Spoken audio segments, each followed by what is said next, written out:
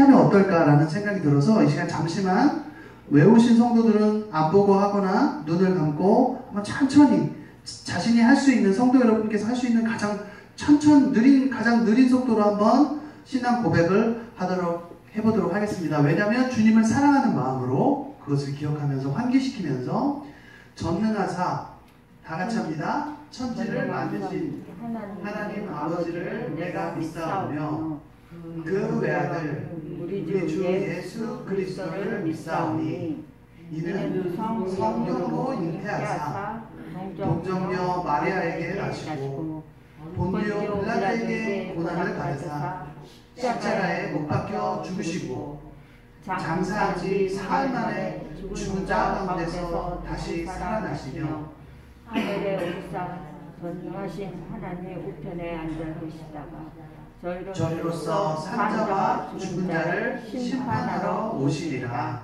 성령을 믿사오며 거룩한 공예와 성도가 서로 교통하는 것과 죄를 사하여 주시는 것과 몸이 다시 사는 것과 영원히 사는 것을 믿사옵나이다.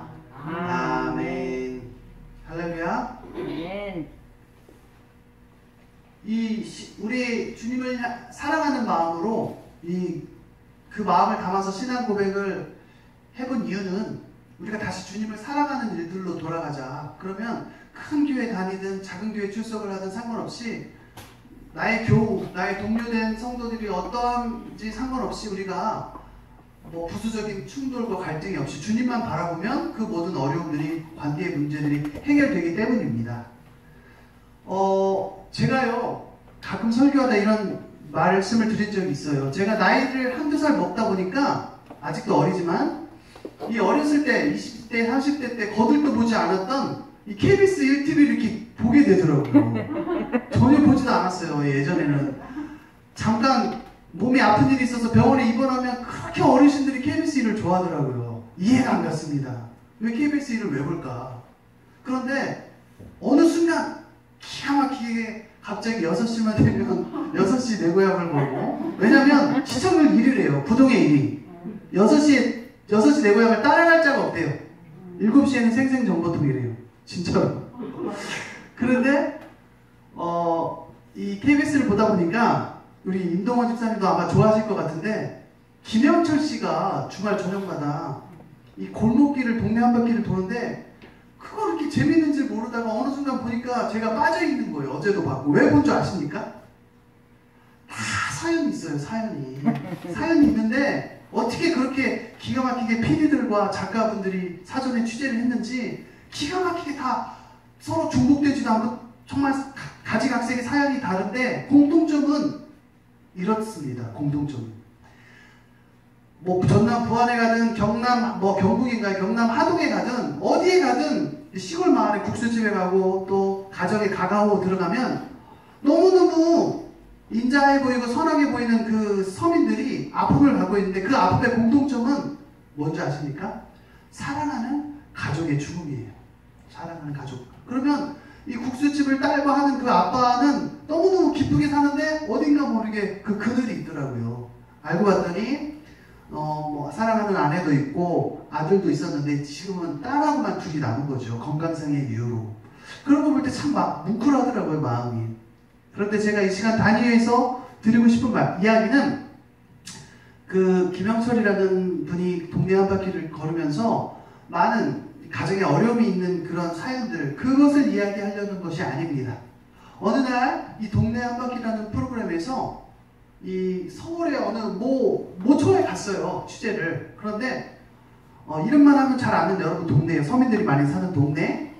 그런데 그곳에 시장을 취재를 했는데 고깃집이에요. 채소집입니다. 채소랑 과일을 같이 하는 집이에요. 그런데 제가 굉장히 은혜를 받았어요. 이 설교가 아니고 예배가 아닌데 은혜를 받은 청년이 한 명 있었습니다. 남성 청년. 한 30대 중후반 정도 된 것 같은데 안성현 우리 집사님이랑 나이대가 비슷했어요. 나이대가 거의 얼추 비슷합니다. 근데 그 청년의 태도를 보고 오늘 메시지를 제가 형성하게 됐어요. 오늘 설교 말씀을 준비하게 됐습니다. 오늘 설교의 제목은 태도입니다. 태도. 이 화면에는 설득의 귀재라고 나와 있죠. 어떤 태도냐면 우리가 입술, 말하는 태도, 언행이라고도 하죠. 사전을 보니까 말과 행동을 같이 합쳐서 언행이라고 하더라고요. 우리의 행동이 굉장히 중요하다. 구체적으로 말하면 우리의 언행이 어떻게 되어야 될까요? 저와 성도 여러분들이 너무도 잘 알고 계신 대로 겸손과 온유입니다. 겸손과 온유. 제가 방금 말씀드렸던 이 남자 청년이 어떤 사람이냐면 채소 가게가 장사가 그렇게 잘 돼요. 어느 시장에 가든 채소 가게는 다 잘 되긴 하지만 사장님이 되게 젊어요. 사장님이 젊은데 이 형제랑 동고동락해요. 오랜 시절부터. 전에 어느 상점에서 같이 직원으로 일을 했대요. 그런데 이 젊은 사장님이 채소 가게를 시장에 오픈을 하면서 이 형제를 같이 데리고 온 거예요. 너무 친하니까. 그런데 제가 막 눈물이 날 정도로 감동받은 장면이 뭐냐면 이 형제가 김영철 씨를 보더니 90도로 몇 번씩을 인사를 하더니 이렇게 악수를 청하면서 만나 뵙게 되어 영광이래요. 제가 동네 한바퀴라는 프로그램을 보면서 그렇게까지 한 사람은 못 봤어요. 그냥 보통 아시죠? 어르신들 중장년 우리 노년의 남자분 여자분들이 어휴 이제 뵙네요. 아이 한 번쯤 보고 싶었어 이렇게 말을 해도 만나면서 영광이라는 말을 한 사람이 없잖아요. 그죠? 근데 이 형제는 김영철 씨에게 그렇게 극진하게 이야기하더라고요. 그러면서 자기 사연을 늘어놓기 시작했습니다.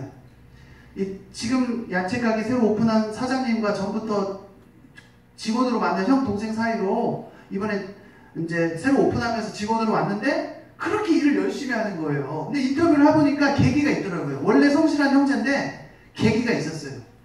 어느 날 열심히 채소가게 오픈한 채소가게에서 일을 하고 있는데 자기 어머니, 홀어머니랑 둘이 사는데 주머니에 돈이 하나가 없는 거예요. 돈이 어머니 생신인데 그 돈이 하나도 없는 거예요. 주머니를 탈탈 털어도 먼지만 나오는 거예요. 그런데 어떻게 기가 막히게 그걸 알았는지 젊은 사장이 케이크를 딱 사서 주더랍니다.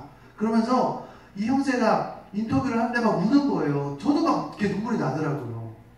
그러면서 이제 그 다음 장면은 이 형제가 이제 채소 가게를 방문한 이 주부들, 아주머니들, 이 할머니들 오는데 그렇게 열심히 장사를 하는데 자기 집처럼 장사를 해요. 자기 집처럼.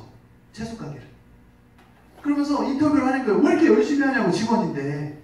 그러면서 자기가 자기 철칙을 세웠대요. 자기 가게인 것처럼 장사를 하겠다. 그 얘기를 들으면서 시간이 많이 한 몇 주, 몇 달 지나면서 저는 그것을 묵상하면서 많이 반성을 하게 됐어요. 나는 저렇게 사역을 하고 있을까? 나는 저렇게 섬기고 있을까라는 반성이 좀 들었습니다. 그래서 제가 이 프로그램 그리고 그 프로그램에 나왔던 형제의 이야기를 종합해서 묵상을 한 결과는 처음에 서두에 말씀드린 대로 태도가 굉장히 중요하다라는 것입니다. 태도. 자, 어느 교회, 우리 교단에 속한 어느 교회에 인재와 관련된, 인재는 사람이죠. 일군과 관련된 광고에 이렇게 써 있었습니다. 여러분 좀 번거롭고 귀찮지만 한번 조용하게도 괜찮으니까 한번 따라 하셨으면 좋겠습니다. 남다른 능력보다 남다른 태도. 이 말이 저한테 굉장히 은혜로 다가왔어요. 도전으로 다가왔습니다. 태도가 되게 중요하구나. 능력보다. 아무리 자기가 돈이 많고 학벌이 좋고 외모가 출중하다 해도 우리 성도들 사이에서 건방지고 교만하고 오만하면 나이가 많든 적든 성도들이 좋아합니까? 안 좋아하죠. 성도들의 평판이 절대적으로 중요한 건 아닙니다. 하나님의 말씀만 중요하고 진리만 중요하지만 그러나 같은 교회 공동체의 성도들로부터 완전히 외면당한 사람은 하나님께서도 그렇게 기뻐하실 수가 없다라는 거예요. 어렵다라는 거예요. 불가능한 건 아니지만 어렵다라는 거죠. 자, 남다른 능력보다 남다른 태도를 가진 사람은 우리 공동체에서도 사랑을 받고 우리 교우들로부터 성도들로부터 인정과 사랑을 받는 것 아니겠습니까? 말씀을 준비하면서 예수 그리스도의 놀라운 이 영광과 광채를 묵상하고 생각하면서 구약의 말씀이 딱 다가왔어요. 여담이지만 이대교에 오면서 저도 모르게 성령의 인도하심이고 하나님 아버지의 은혜겠지만 저도 모르게 이 성경 읽는 게 너무 즐겁더라고요. 새삼스럽게. 왜냐면 주보에 나와 있는 대로 평일에 3장, 주일에 5장 읽는 게 그렇게 어려운 건 아니거든요. 물론 생계로 각 교우들, 저와 여러분들께서 하루 24시간이 모자랄 정도로 바쁘게 살아가고 치열하게 살아가기 때문에 한 장 읽는 것이 어려운 날도 있을 줄 압니다. 그러나 제가 드리고 싶은 말씀은 충분히 우리가 감당할 만한 양이라는 거죠. 말씀을 읽다 보니까 얼마 전에 저와 여러분이 읽었던 대목에 떠올랐습니다. 엘리야 후계자 엘리사가 어떻게 했죠? 성도 여러분? 성경 퀴즈 아닙니다. 이제 상품 없어요. 비트 다 소진했습니다. 엘리사가 어떤 사람이었죠? 1588 모발 대머리였죠. 제가 드리려는 말씀은 대머리였다는 걸 말씀드리는 게 아니라 너무너무 저는 좀 놀랐어요. 권능에 놀라기도 했지만 좀 두렵기도 했습니다. 어떤 대목이 두려웠어요? 대머리인 걸 동네 아이들이 놀리니까 어떻게 했습니까? 엘리야가 열왕기하 2장 23절로 해서 25절까지 정확히 기억은 안 나요. 제가 지금 피지는 않았어요. 성경을. 암곰인가요? 곰을 하나님께서 부르게 하셔서 엘리사가 아이들을 다 찢어 죽이게 했죠. 그 얘기는 뭐냐면 선지자의 권능입니다. 하나님의 권능을 부여받은 사람의 파워입니다. 파워.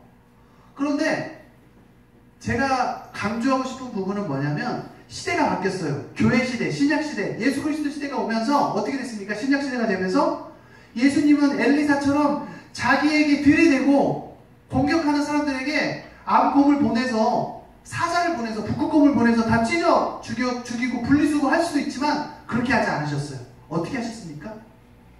오히려 채찍을 맞으시고 따귀를 맞으셨습니다. 침을 뱉음을 당하셨어요. 거기에서 예수 그리스도의 우월성, 그리스도가 얼마나 지극히 높으시고 광대하시고 사랑이 많으시고 완전하신 분이신 걸 우리가 깨닫고 경험할 수 있고 믿을 수 있다는 겁니다. 믿으시기 바랍니다. 아멘. 엘리사가 한 행위를 우리가 잘못됐다고 할 수 없어요. 왜냐하면 그건 권위의 문제입니다. authority. 우리가 선지자가 아니기 때문에 엘리사가 아이들을 직결 심판한 것에 대해서 우리가 왈가왈부할 수 없습니다. 성도들이. 그러나 예수 그리스도가 얼마나 겸손하고 온유하신 분이신가는 우리가 비교할 수 있다는 거예요. 로마서에서 아담과 그리스도를 비교한 것처럼 우리는 다윗과도 아담과도 엘리사와도 예수 그리스도를 비교할 수 있다는 거예요. 그래서 누가 더 우월합니까? 비교 우위에서 예수 그리스도가 가장 그 어떤 신앙의 위인들보다 제사장 선지자들보다 위대한 대제사장이라는 겁니다. 자, 그리고 하나 더 보너스로 말씀드리면 저와 성도 여러분이 요즘에 읽고 있는 이미 지나갔나요? 역대상 22장 8절에는 뭐라고 나와 있습니까? 다윗이 성전 건축을 못하게 되죠. 퀴즈는 아닙니다. 비트 다 소진됐습니다. 다윗이 왜 성전 건축을 못하게 됐습니까? 역대상 22장 8절에 기록되어 있어요. 피를 너무 많이 흘려서. 바라기는 우리 담임 목사님께서 최인숙 권사님에게 비트를 하나 더 주셨으면 좋겠습니다. 최인숙 권사님이 대답하셨죠? 아, 사모님 죄송합니다. 제가 학교에서 가르치는데 요즘 마스크를 쓰고 있어서 누가 대답할지 몰라요. 복화술 같아요. 죄송합니다. 사모님께 비트를 하나 더 주시면 감사하겠습니다. 정확하게 맞히셨어요. 피를 너무 많이 흘려서. 저는 모든 의문이 해결됐어요. 역대상 열왕기 상하 읽고 있는데 어느 날은 다윗이 원수를 죽이면서 가나안 족속의 이방 민족들을 죽이면서 톱으로 켜요. 금관을 자기가 탈취물로 쓰면서 톱으로 켜요. 하나님 이럴 수가 있습니까? 하나님이 허락하셨고 하나님이 지혜와 권능을 주신 건 맞지만 어떻게 톱으로 사람을 죽일 수가 있을까요? 아무리 예수 안 믿는, 하나님 안 믿는 민족이지만 의문이 들었어요. 그런데 하나님 기가 막히지 않습니까?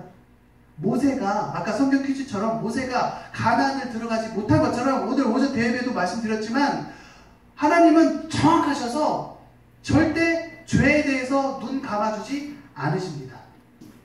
그러나 회개하면 회개에 합당한 열매를 맺으면 용서해 주신다는 거죠. 우리가 몇 주 전에 몇 달 전에 들은 대로 회개에 합당한 열매를 맺는다 해서 죄사함 받는다고 해서 그 죄의 결과가 없어지나요? 아닙니다. 다윗처럼 근심과 삶의 무게로 다가온다는 거죠. 하나님은 이처럼 정확하시고 공의로우신 하나님이신 것입니다. 그렇다면 예수 그리스도라는 그 사람의 몸으로 이 땅에 오신 하나님 아버지께서 어떤 분이신지 동영상 한번 보려고 하는데 소리가 잘 날지 모르겠습니다. 혹시 앞에 불 꺼주실 수 있나요? 앉으세요. 아마 확인은 안 해봤는데 소리가 없을 수도 있어요.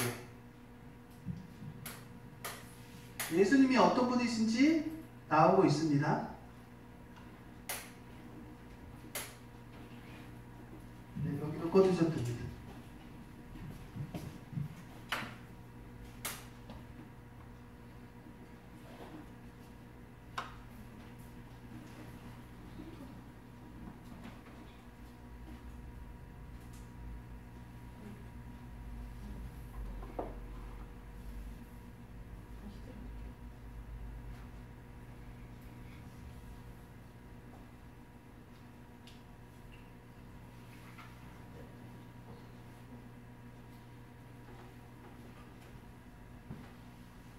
노트북에서만 소리 나도 괜찮아요. 다시 들어냅니다. 예수님이 어떤 분인지 소개해주는 영상인데요. 예수님 성도 여러분들께서는 두 가지를 알고 계시면 될 것 같습니다. 인성과 신성. 하나님은 완전한 신이시자 완전한 인간이신 거예요. 저절로 40일 금식을 하게 되고 저절로 모든 욕망과 욕심을 해결낼 수 있는 그런 게 아니에요. 신이라서 완전한 인간이기도 하십니다. 그래서 예수님은 소리 안 나고 그냥 영상만 보겠습니다. 앞에 나와 있는 글자를 보면 예수님이 이런 분이시다, 이런 선포들이 나와 있습니다. 혹시 재생이 되나요? 소리는 없어도 괜찮습니다.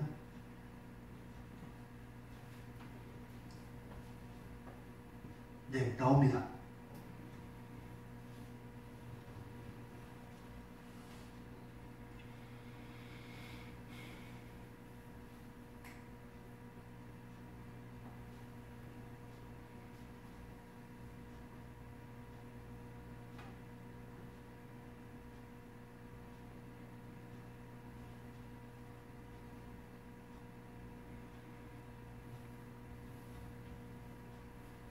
동영상이 자주 멈추네요.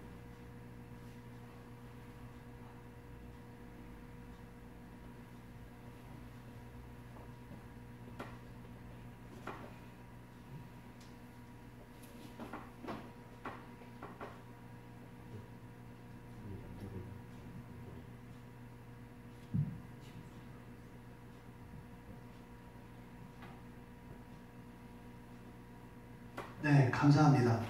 자, 우리 동영상을 봤는데 예수님이 이런 놀라운 분이시라는 걸 다들 잊고 살 때가 많아요. 저도 그렇고. 그냥 단지 하나님의 아들, 인자, 메시아 이 정도로만 개념적으로만 알고 있는데 놀라운 분이에요. 지혜로우시고 아름다우시고 사랑이 많으시고 끝까지 오래 참으시는 하나님의 성품을 그대로 받으신 존귀하신 분이시라는 거예요. 자, 그런데 이 시간에 한번 그리스 철학을 참고로 한번 이야기해드리겠습니다. 이론을. 아리스토텔레스라는 사람은 이렇게 이야기를 했어요. 설득의 3요소가 있다. 로고스, 파토스, 에토스 이 세 가지가 있다라고 하는데 오늘 설교의 제목을 설득의 귀재라고 한 이유는 뭐 예수님이 우리를 설득하시기 위해 이 땅에 오신 건 아니잖아요. 오히려 우리가 주님의 허락을 구하고 설득을 구해야 되는 사람 아닙니까? 그런데 왜 제목을 이렇게 정했냐면 예수님은 그 온유하시고 겸손하신 인격과 성품으로 인간의 마음을 무장해제시키신다는 거죠. 원수의 마음까지도. 그것을 강조하고 있는 것입니다. 자, 첫 번째 한번 같이 고백하겠습니다. 예수님은 논리적이고 이성적이십니다. 예. 자, 첫 번째 로고스에 대해서 설명을 해드리겠습니다. 로고스는 먼저 로고스가 뭔지 간단하게 설명드리면 그리스 말로, 그러니까 그리스 히람 말로 그리스 철학 개념으로 원래 통나무였습니다. 통나무. 근데 통나무에다가 사람 조기가 없었으니까 글자를 3개 넣었잖아요. 거기서 시작돼서 로고스란 말은 요한복음 1장 1절처럼 말씀이 육화된 할 때 그 말씀이기도 해요. 그런데 다른 뜻으로는 논리력, 상대방의 마음을 설득하고 증거를 제공하기 위한 논리력, 그렇게 말할 수도 있어요. 로고스를. 그래서 인간은 원래 감성적인 존재 같고 많은 학자들이 결정적인 순간에는 여러분 성도 여러분, 감정에 이끌려서 선택을 한대요. 기분에 이끌려서. 그런데 본질상 원래는 이성적인 존재예요. 그렇기 때문에 논리와 근거, 쉽게 말하면 증거를 제시하지 않으면 상대방을 설득할 수 없는 거예요, 인간은. 아시겠죠? 그것이 바로 로고스입니다. 로고스. 아리스토텔레스가 이야기한 설득의 3요소 중에 첫 번째, 로고스. 그 로고스가 어떻게 드러났는지 한번 살펴봤습니다. 저는 20장 보면 20장 하반절, 내가 드러내놓고 세상에 말하였노라. 모든 유대인들이 모이는 회당과 성전에서 항상 가르쳤고 은밀하게는 아무것도 말하지 아니하였거늘. 한번 상상해 보십시오, 성도 여러분. 제가 요즘 왜 인해교회 와서 성경 읽기가 재밌냐, 성경 읽기를 정성껏 잘 만들어 주셔서 이렇게 성도들에게 제공해서 저도 혜택을 받아서 하나씩 읽어나가는 재미도 있지만, 제가 조금씩 지금도 미약하지만 하나님이 예전보다 더 성숙하게 하셔서 성경을 읽을 때 그냥 읽지 않고 상상의 나래를 펼치게 하시더라고요.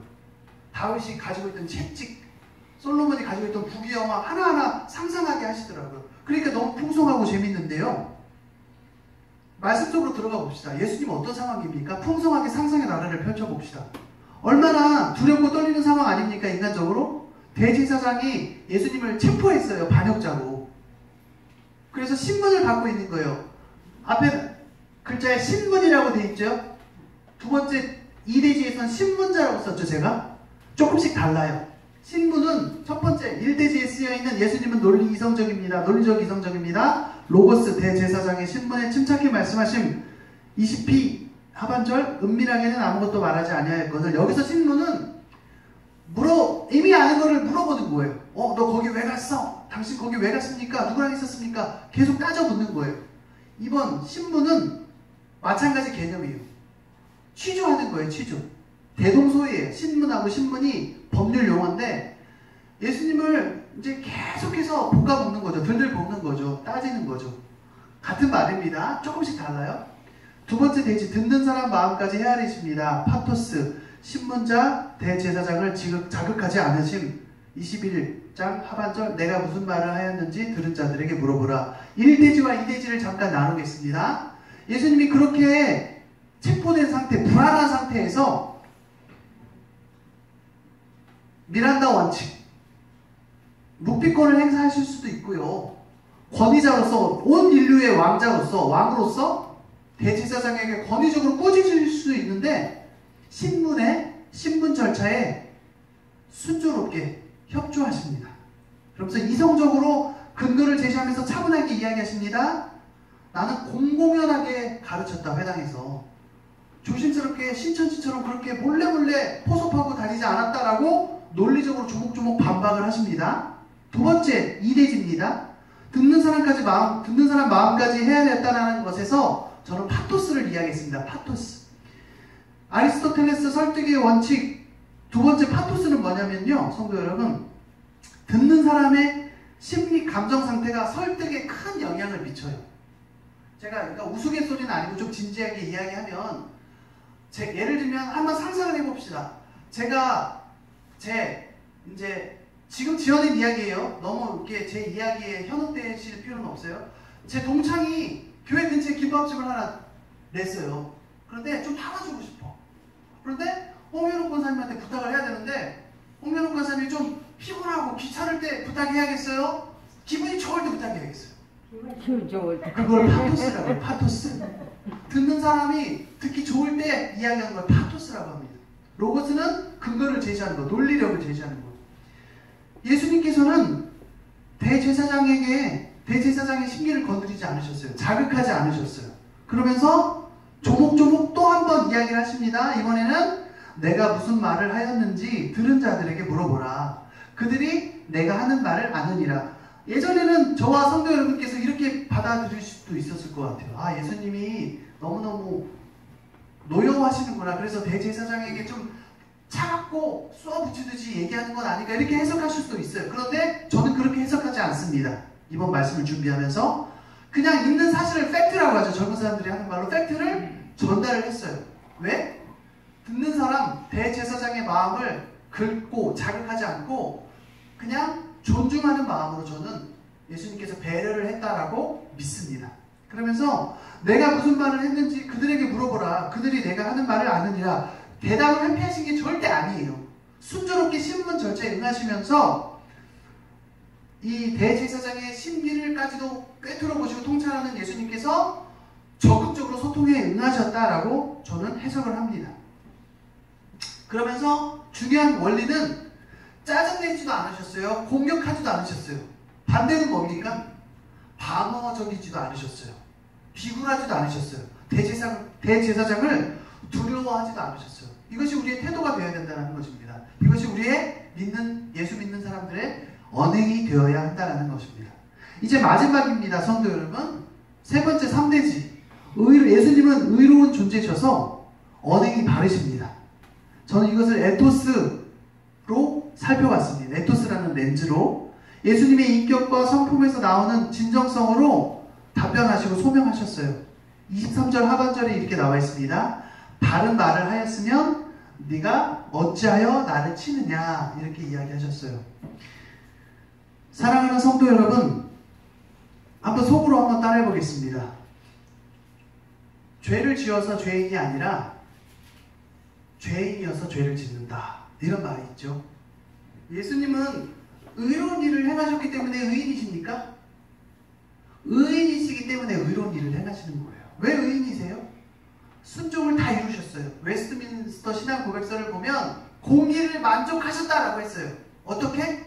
온 우주적이고 인간이 할 수 없는, 상상할 수도 없는 십자가 사랑이라는 순종을 단번에 이루심으로, 영원히 순종하심으로 공의를 이루셨죠. 공의를 만족시키셨어요. 공의를 만족시키셨다라고 신앙 고백서에 나와 있습니다. 그 예수님을 믿으면 우리도 하나님의 공의를 만족시킨 것처럼 돼요. 그 의가 우리에게 들어와서 우리도 의인이 되는 겁니다. 이것을 어려운 말로 칭의라고 합니다. 칭의는 곧 구원이죠. 자, 예수님은 의로운 존재셔서 말이 바르십니다. 그런데 반대의 상황이 지금 나오고 있어요. 성경이 뭐라고 나옵니까? 대제사장의 하수인, 비서실장도 아닌 것 같아요. 그냥 비서인 것 같아요. 비서라는 직업을 폄하하는 게 아니에요. 운전수나 비서나 이렇게 어떤 대제사장의 밑에서 도와주는 그런 사람인데, 감히 전 우주에 창조주시고 태초부터 예수님, 하나님과 함께, 창조주 하나님과 같이 계셨고 성령님과 더불어 같이 계셨던 성자 예수님을 따귀를 때립니다. 성경을 하나하나 다양한 번역으로 보면 예수님의 따귀를 때린다라고 되어 있어요. 대부분의 성경이. 얼마나 치욕스럽고 모욕적입니까? 보통의 인간은요, 한경직 목사님, 주기철 목사님, 손양원 목사님이라도 가만 안 놔둡니다. 혼쭐이라도 내겠죠. 예수님은 어떻게 하셨습니까? 바른 말을 하였으면 네가 어찌하여 나를 치느냐. 암곰 10마리를 풀어서 찢어 죽일 수도 있는데 따귀를 때린 하수인에게 이렇게 이야기합니다. 내가 바른 말을 하였다면 어떻게 네가 나를 치느냐? 라고 이 세상에 가장 존귀하시고 아름다우신 분이 이 세상에서 가장 하찮고 나쁘고 부적절한 일을 한 하수인에게 말을 정당하게, 정중하게 하고 있어요. 적극적인 소통, 매너, 이 태도라는 것입니다. 이 하수인, 대제사장의 하수인조차 하나님의 자녀라고 생각하지 않았다면 이렇게 예수님께서 선하게 하지 못하셨을 것입니다. 사랑하는 성도 여러분, 이번에 마지막으로 한번 잠을 깨기 위해서 한번 따라해 봅시다. 마지막이에요. 아주 멋진 말입니다. 어떤 사람이 이런 말을 했다고 합니다. 따라합니다. 모든 말이 곱지 않아도 가는 말이 곱게 하자. 어떤 사람이 이 얘기를 책에서 썼는데요, 저에게 너무 도전이 돼요. 여전히 저는 오늘도 운전하면서 도로에서 난폭해지고 교만해지고, 또 일상으로 돌아가면 집 앞에 걸어가는 이웃들을 보면서 한심해하고, 또 말도 곱게 나오지 않고 속으로지만 그런 사람인데도 이 말을, 오는 말이 곱지 않아도 가는 말이 곱게 하자, 이 말을 들은 이상 노력을 하게 되더라고요. 여전히 넘어지지만 오는 말이 곱지 않더라도 성도들 간에도, 이웃들 간에도, 불신자라도 곱게 하자. 아주 멋진 말입니다. 결론적으로 이 말을 여러분께 드립니다. 말씀을 맺습니다. 예수님은 첫 번째로 차가운 머리로 차분하게 논리적으로 항변하셨습니다. 두 번째, 그리스도께서는 따뜻한 심장으로 듣는 사람 마음 밖까지도 세심하게 헤아리시면서 논박하셨어요. 세 번째, 주님은 당신의 행동, 주님의 행동, 행위보다도 주님의 존재로서 말씀하셨어요. 그래서 듣는 사람의 마음을 무장을 해제시키셨어요. 거룩하고 의롭고 온유하고 겸손한 존재로서 말씀하셨어요. 성경에 기록되지는 않았지만 예수님의 따귀를 때린 이 대제사장의 이 하수인이 마음이 뭉클하지 않았을까요? 도전받지 않았을까요? 대제사장이 영향을 받지 않았을까요? 물론 예수님을 믿었다는 기록은 없지만 사람들이 놀랐을 것입니다. 기적을 베푸신 이적의 이 주님께서 이렇게 온유하고 겸손하게 반응하시는구나. 이제 이 말씀을 들으면서 우리가 어떻게 적용해야 될지 도전을 드립니다. 다시 한번 우리 함께 속으로 아로새기면 이 말씀을 오는 말이 곱지 않아도 가는 말이 곱게 하는 성도가 되었으면 좋겠습니다. 소통의 귀재이신, 설득의 귀재이신 예수 그리스도의 이 말씀하시는 언행 심사를 본받아서 일상에서 이웃에게 짜증내거나 가족에게 짜증내거나 부모, 자녀에게 짜증내거나 공격하지 말자. 그렇다고 비굴하게 굴지도 무조건 방어적인 자세를 취하지도 말자. 사람을 두려워하지 말자. 그 어떤 상황에서도 항상 늘 온유하게 대꾸, 대답하고 겸손하게 논박하고 공박하고 소명하는 여러분, 저와 여러분 되시기를 축복합니다. 아멘. 그래서 사람의 마음을 움직이는 것이 바로 설득입니다. 이 설득 전략이 하나님 아버지의 마음으로 예수 그리스도의 인격과 성품으로 성령의 지혜로 입술의 열매를 맺는 거예요. 그래서 이웃의 마음을 움직여서 예수를 믿게 하면 어떤 일이 일어납니까?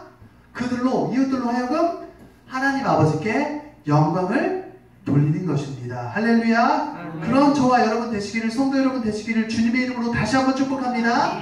이 시간 합심하여서 기도합니다. 우리의 이웃이 달라지게 해주시옵소서.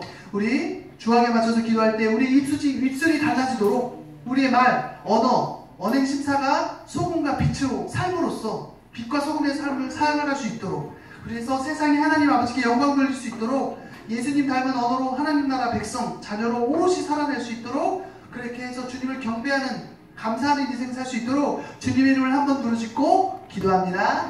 주여! 아버지 감사합니다. 부족한 좋은 말씀을 전했습니다. 우리 입술 성도들의 입술이 달라지게 해주십시오. 우리 설교자의 입술이 달라지게 해주십시오. 우리 입술이 달라지게 해주십시오. 우리의 말, 우리의 진짜가 정말 소금과 빛이 되어주길 원합니다. 아버지 하나님 더 하나님 궁금하네. 감사하지 않습니다. 경배하지 않습니다. 사랑하지 않습니다. 나의 눈과 나의 자세가 정말 하나님 아버지 나보다 정말 초라했습니다. 하나님 감사하게 해주십시오. 앞으로 남은 인생은 감사하며 함께하며 사랑하게 살게 해주시옵소서. 그래서 세상에 나와달라고 하나님 아버지 영광 돌리게 하여 주시옵소서. 하나님 예수님 닮은 언어로 하나님 나의 나라 자녀 백성으로 살아가게 해주십시오. 하나님 경배하며 감사드리며 사랑하게 살게 역사하여 주시옵소서. 아버지 함께 원합니다. 예수 함께 원합니다. 하나님 아버지의 마음으로 자기 예수 제자로 살게 해주시옵소서. 아버지 붙들어 주시옵소서. 사랑의 하나님 감사합니다. 부족한 종이 말씀을 전하였습니다. 사랑하는 인의 교회, 하나님께서 핏값으로 이 교회를 세우셨습니다. 우리 성도들이